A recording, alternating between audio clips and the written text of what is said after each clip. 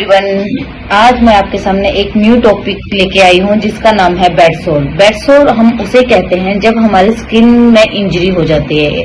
इसका मतलब ये होता है कि अगर हमारा जो पेशेंट है लॉन्ग स्टे से बेड रिटर्न है या फिर घर में है या फिर हॉस्पिटल में है, वो काफी टाइम से हमारा पेशेंट जो है बेड रिटर्न होता है, उसकी कोई मूवमेंट नहीं होती है।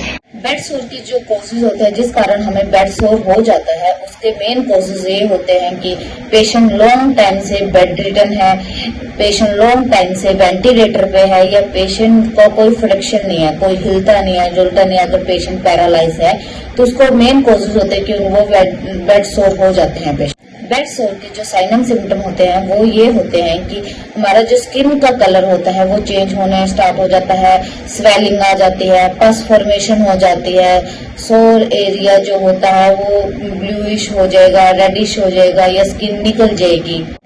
बेड सोर के 4 ग्रेड होते हैं। फर्स्ट ग्रेड में जो होता है वो रेडनेस होती है, सेकंड ग्रेड में जो होता है हमारी जो स्किन होती है वो निकल जाती है, थर्ड ग्रेड में जो होते हैं वो हमारे टिश्यू जो होते हैं वो डैमेज हो जाते हैं, और फोर्थ स्टेज में जो होता है वो हमारे जो बोन होती है वो दिखने लग पड़ती है।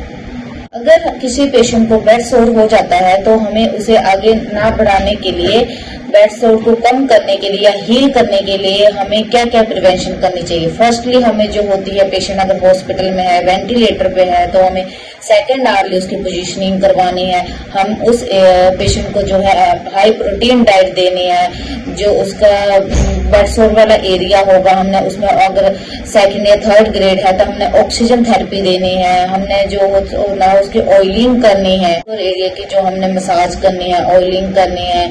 हमने जो पेशेंट को होते हैं वो बेड को अल्फा मैट्रेस लगाना है ताकि प्रिवेंट हो बेड सोर। बेड सोर की जो कॉम्प्लिकेशन होती है वो ये होती है कि जो हमारे ज्वाइंट्स होते हैं वो बोन होते हैं, उनमें इन्फेक्शन हो जाता है, पेशेंट सेप्सिस में चला जाता है। थैंक यू एवरीवन मेरी वीडियो को देखने के लिए और बेड सोर के बारे में जानने के लिए। अगर आपको बेड सोर के बारे में कुछ भी पूछना हो तो आप मुझे कमेंट कर देना, मैं आपके हर एक कमेंट का रिप्लाई करूंगी। Thank you everyone.